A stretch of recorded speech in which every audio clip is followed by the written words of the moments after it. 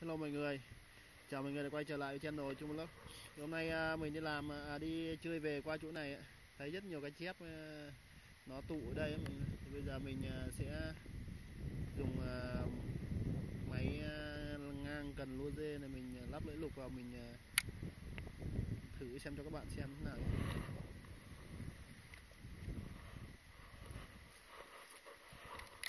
Trượt các bạn.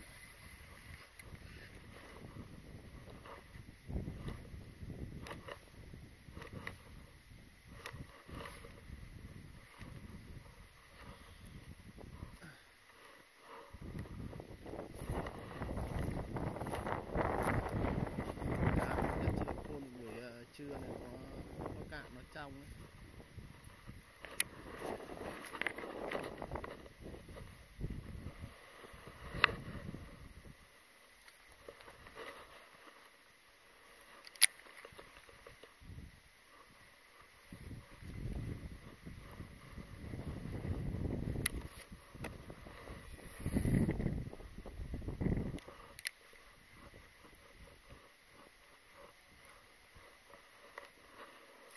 Chạy lên trên này hết rồi này.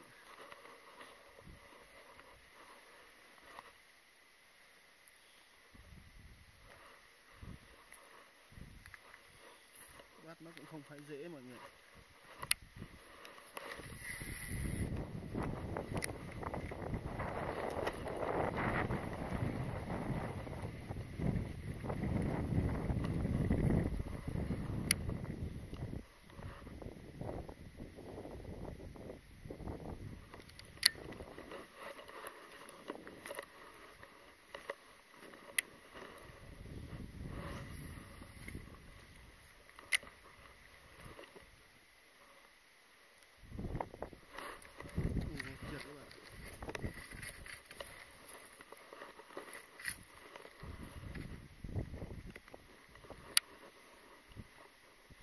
Buổi tối thì bắt dễ hơn các bạn, nhưng mà buổi ngày này bắt nó khó.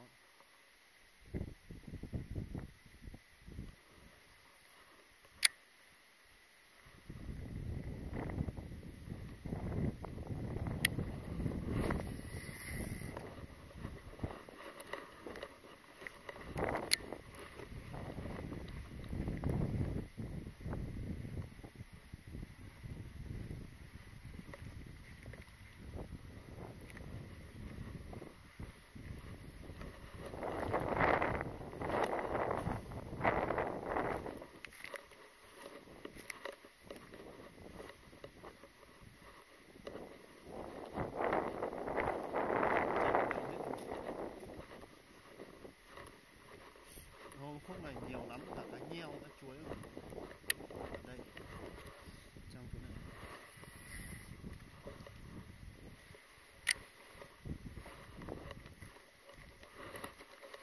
Trượt mọi người, tiếp tục. Rồi chỗ này một bầy luôn các bạn ơi. Chỗ này cá giếc nhiều lắm.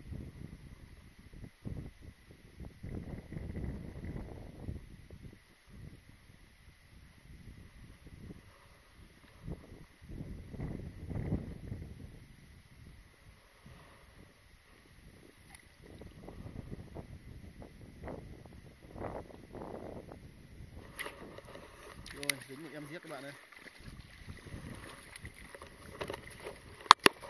Dính một em giết các bạn nhé.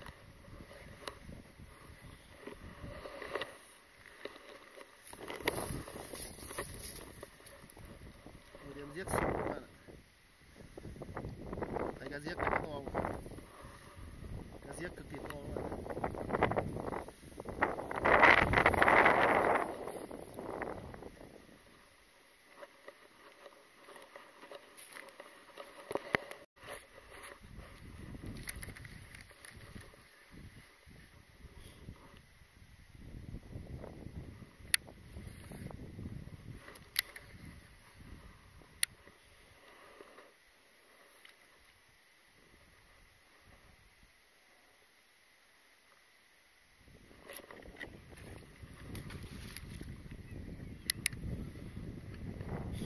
Em giết nữa các bạn ạ.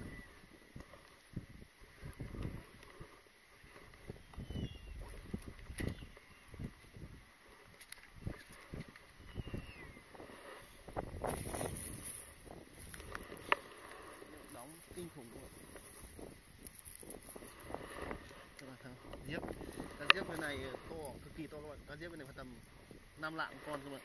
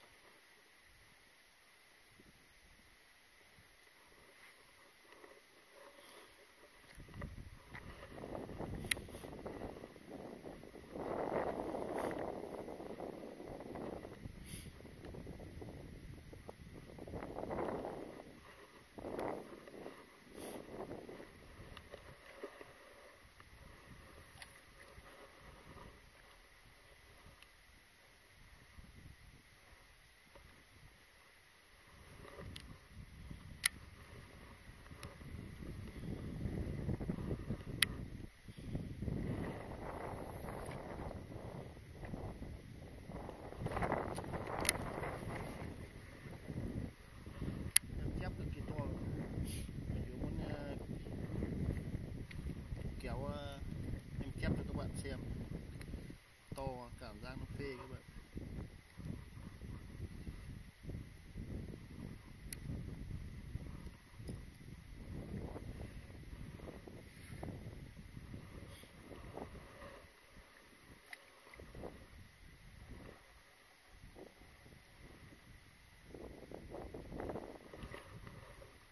Rồi tính em chép các bạn.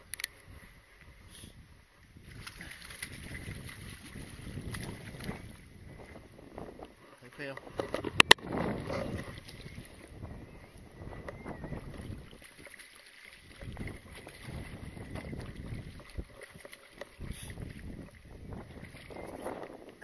Phải dòng xuống như này mới bắt cho nó giỏi các bạn.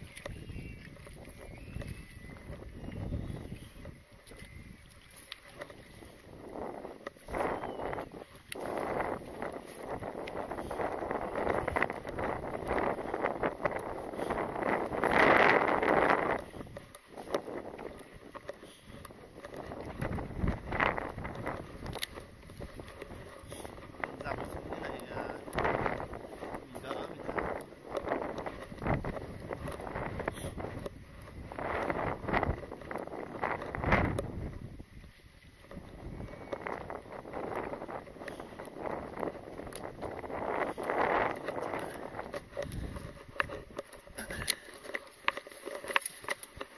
Mình sẽ dòng lên đây các bạn.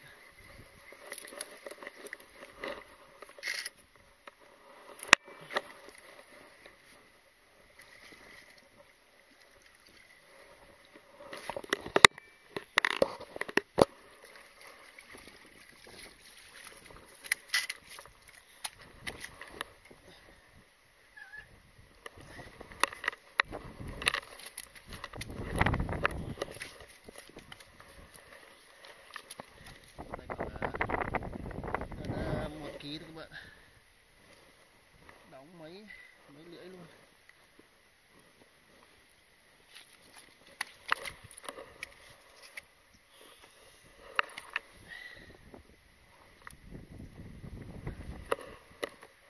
Mình đi thả nó lại.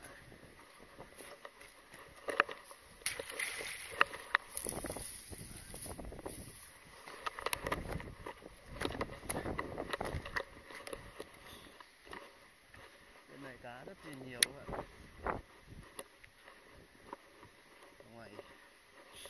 Ngoài sông thì cá nhiều.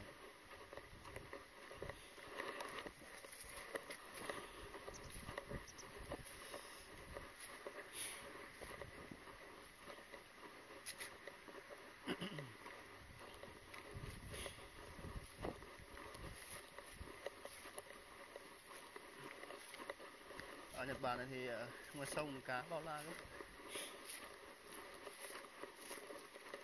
Cá cực kỳ nhiều.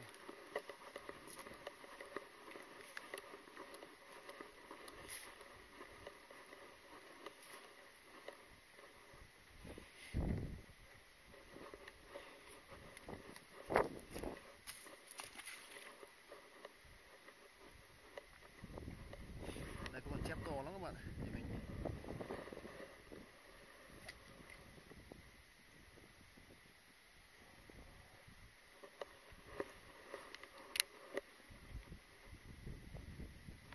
lười bắt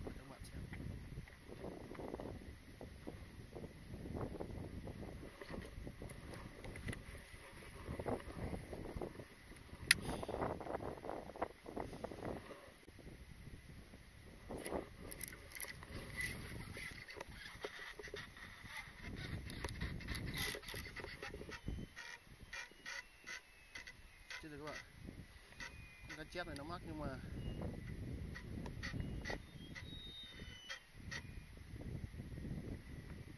nó chạy quanh cái cục này rồi.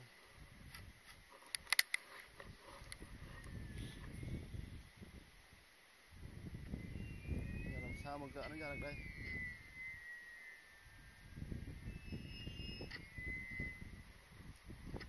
Đúng dạ nha các bạn ạ.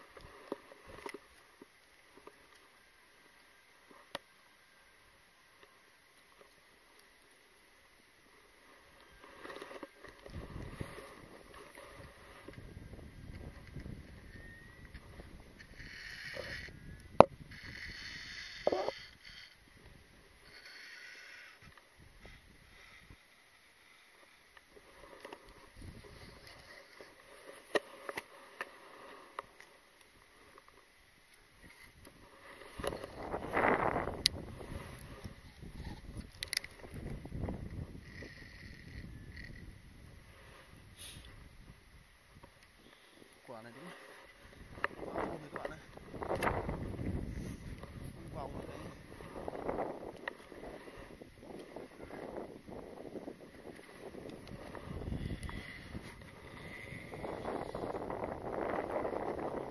cái cục này.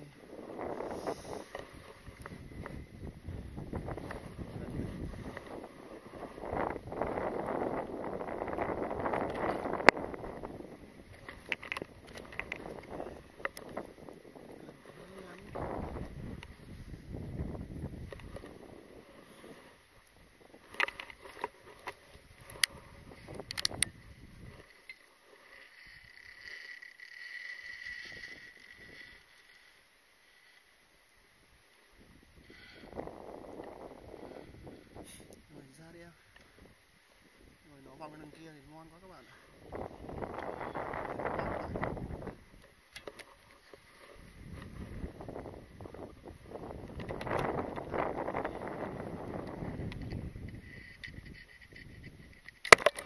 Rồi đứt dây các bạn. Đây nó cào bê tông.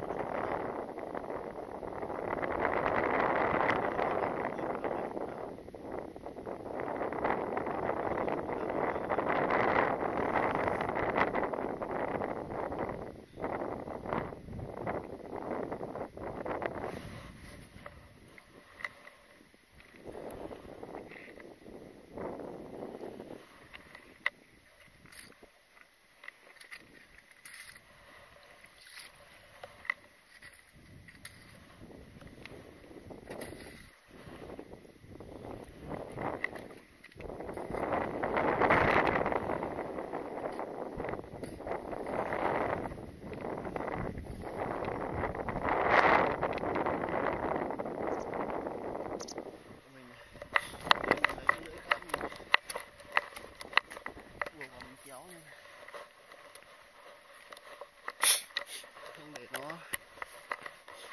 dính nó chết rồi.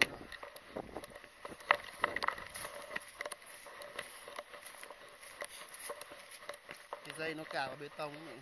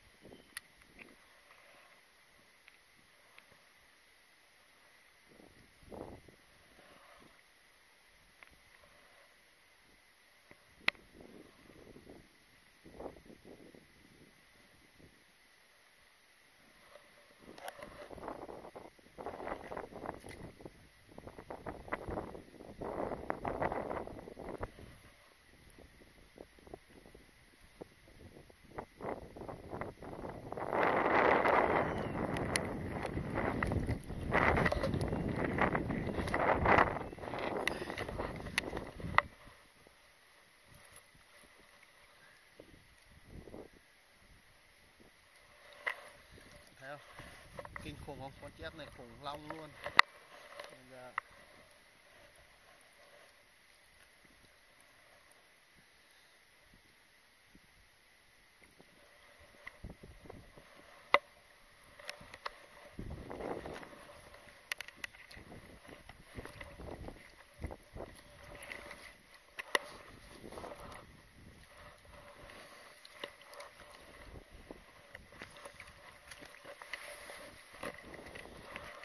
Giờ mình dòng nó xuống dưới này cho các bạn. May mà còn gỡ nó ra được các bạn.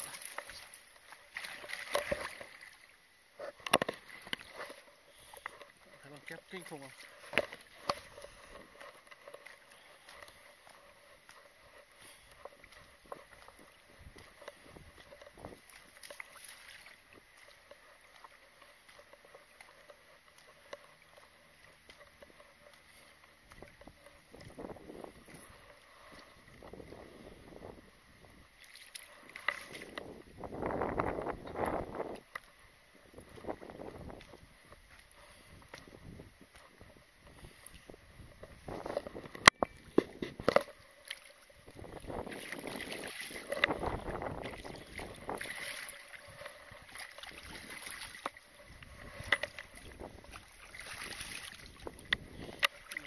Sẽ thắng.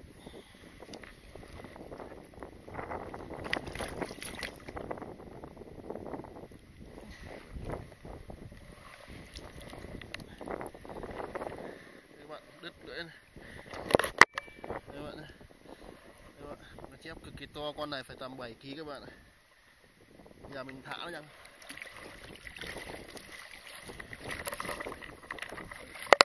Kệ nhé. Và mình đã trục vớt thành công các bạn. May mà nó quấn vào cái đấy mà không được gì các bạn. Chạy kia. May mình còn mang theo cái lưỡi con nhái hơi này để sơ cua.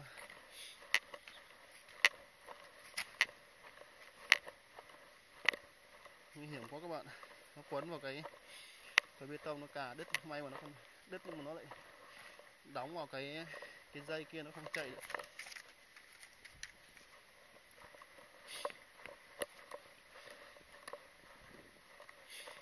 Thôi mình xin dừng clip ở đây. Cảm ơn mọi người đã theo dõi clip của mình. Nếu thấy hay cho mình xin một like, một lượt chia sẻ. Và đừng quên đăng ký kênh để theo dõi những clip mới mọi người nhé. Hẹn gặp lại mọi người trong clip sau. Bye bye.